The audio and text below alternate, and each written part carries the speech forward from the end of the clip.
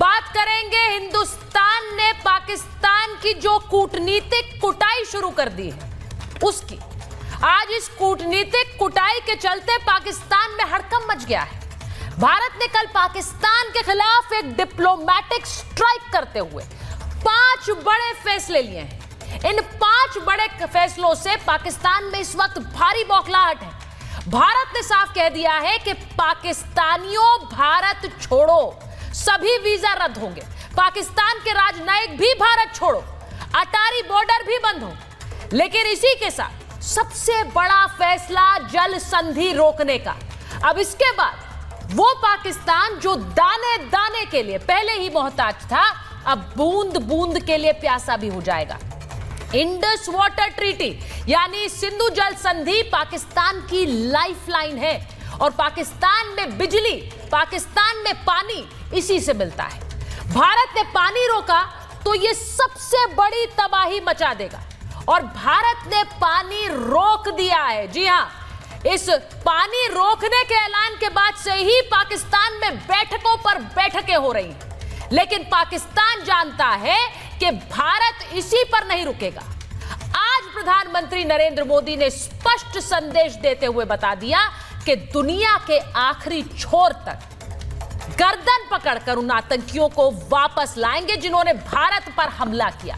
पाकिस्तान में इस वक्त डर यही है कि भारत उनके कौन से हिस्से पर कब हमला कर देगा उन्हें नहीं पता है। भारत कब हमला कर देगा, क्योंकि ये जो तस्वीर आप देख रहे हैं, अरब सागर में आज भारत ने मिसाइल परीक्षण किया है। यह संदेश पाकिस्तान को है। यह जो तस्वीर आप इस वक्त देख रहे हैं, यह मिसाइल परीक्षण की नहीं है, यह संदेश की तस्वीर है जो पाकिस्तान को भारत ने दी है। और जैसा मैंने कहा कि एक कूटनीतिक कुटाई तो शुरू कर दी है, लेकिन पाकिस्तान जानता है कि भारत यहीं नहीं रुकेगा। एक अलर्ट मचा हुआ है वहां पर। आपको मैं सबसे पहले प्रधानमंत्री का वो बयान सुनाना चाहती हूं जिस बयान के बाद पाकिस्तान जानता है कि कुछ बड़ा होने वाला है। पाकिस्तान जानता है कि सिर्फ ये डिप्लोमेटिक स्ट्राइक पर भारत नहीं रुकने वाला।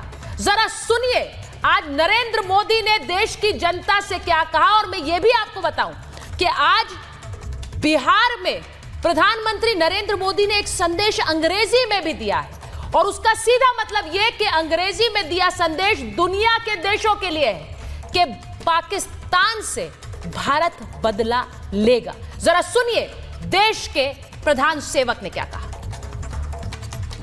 ये हमला सिर्फ निहत्थे पर्यटकों पर नहीं हुआ है। देश के दुश्मनों ने भारत की आत्मा पर हमला करने का दुस्साहस किया है। मैं बहुत स्पष्ट शब्दों में कहना चाहता हूं, जिन्होंने ये हमला किया है उन आतंकियों को और इस हमले की साजिश रचने वालों को उनकी कल्पना से भी बड़ी सजा मिलेगी। सजा मिलकर के रहेगी। अब आतंकियों की बची खुची जमीन को भी मिट्टी में मिलाने का समय आ गया है।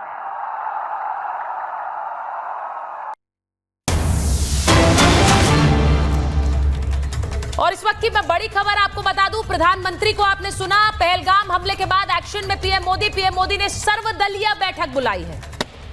थोड़ी देर में सर्वदलीय बैठक शुरू होने वाली है। गृह मंत्री अमित शाह और विदेश मंत्री एस जयशंकर इस बैठक के लिए पहुंचे हैं। सर्वदलीय बैठक, ये तस्वीरें आपको मैं उस सर्वदलीय बैठक की दिखा रही हूं। प्रधानमंत्री ने इस सर्वदलीय बैठक को बुलाया है। इस बैठक से पहले गृह मंत्री अमित शाह और विदेश मंत्री एस जयशंकर राष्ट्रपति भवन पहुंचे थे। वहां उन्होंने जाकर राष्ट्रपति को भी ब्रीफ किया है, उन्हें भी जानकारी दी। और अब ये सर्वदलीय बैठक यानी अलग अलग राजनीतिक दल के नेताओं को इस बैठक में भारत जो कदम उठा रहा है उसकी जानकारी दी जाएगी। यानी कि इस बैठक के जरिए अभी उठाए गए कदम और आने वाले समय के लिए भी एक ब्रीफिंग राजनीतिक दल को दी जा रही है। अब भारत में जहां एक तरफ ये बैठक शुरू होने वाली है, उसकी तस्वीरें मैं आपको दिखा रही हूं। वहीं दूसरी तरफ पाकिस्तानी सेना में एक बेचैनी बढ़ गई है। पाक सैनिकों की छुट्टियां रद्द कर दी गई, एयरबेस पर विमानों की तैनाती बढ़ा दी गई, पाकिस्तानी सीमा पर सैन्य गतिविधियां बढ़ा दी गई, सीमा की तरफ विमानों का जो मूवमेंट है वो कर दिया गया है। आप सोचिए कि बॉर्डर पर विमानों का मूवमेंट, रात भर हवा में विमान मंडराते रहे। ये खबरें आ रही है एलओसी के पास भी पाकिस्तानी एयरफोर्स का मूवमेंट तेज है, बढ़ गया है।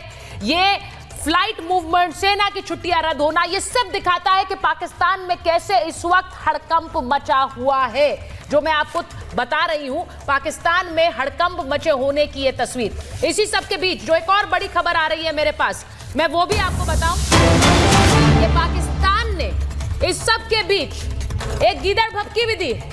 उप प्रधानमंत्री इशाक डार का बयान आया है, वो कह रहे हैं पाकिस्तान पर कार्रवाई हुई तो हम जवाब देंगे, अगर कार्रवाई हुई तो हम जवाब देंगे, कोई विदेशी दबाव नहीं मानेंगे, ये कह रहे हैं इशाक डार।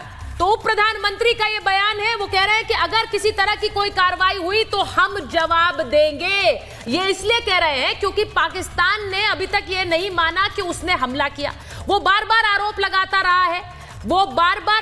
लगाता रहा है कि कैसे भारत पाकिस्तान की छवि खराब करने के लिए कह रहा है। लेकिन मैं आपको कबूलनामा सुनवाती हूं, आपको मैं कबूलनामा सुनवाऊंगी कि कैसे पाकिस्तान ऑक्यूपाइड कश्मीर के जो नेता हैं अनवर उल हक, उन्होंने साफ साफ शब्दों में माना कि भारत को चोट पहुंचा रहे हैं उनके लड़ाके, और वो ये भी कह रहे हैं कि दिल्ली से लेकर पीओके तक ये गूंज सुनाई देगी। मैं आपको सबसे पहले शर्मनाक कबूलनामा सुनाना चाहती हूं, जिसके बाद ये मैं आगे बढ़ूं। जरा सुनिए पाकिस्तान कैसे मान रहा है कि वो दिल्ली से लेकर कश्मीर तक हमले करा रहा है।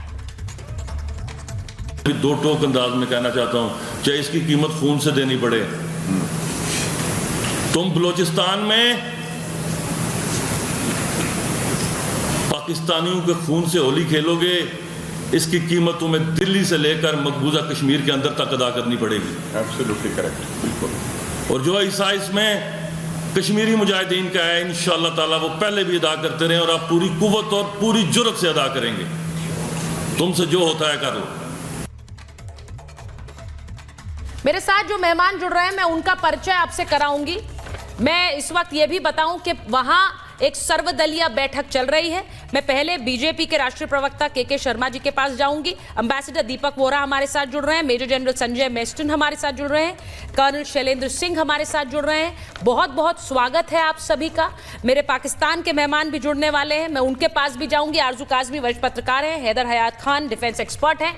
लेकिन मैं पहले हिंदुस्तान के जो हमारे मेहमान हैं उनके पास जा रही हूं, तो उन्हें स्क्रीन पर रखिए। मैं सबसे पहले के शर्मा जी आपके पास जा रही हूं।